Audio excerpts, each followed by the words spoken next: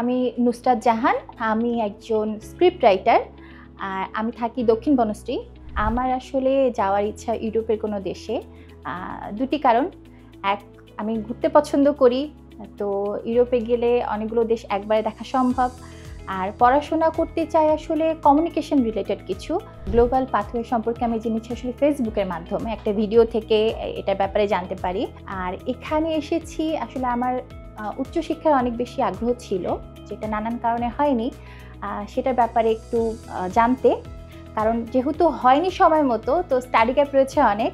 তো study gap নিয়ে কি করা যায়, আসলে যাওয়া সম্ভব কিনা দেশের বাইরে পড়তে, ওটাই জানতে এসেছিলাম। তারপর আসার পর আমি আসলে এত বেশি ইন্সপায়ার্ড ছিলাম না, যে পরিমাণ ইন্সপিরেশন এখানে পেয়েছি আমার খুবই পজিটিভ ফিল হচ্ছে যে হ্যাঁ, স্টাডি গ্যাপটা ডাজন্ট ম্যাটার।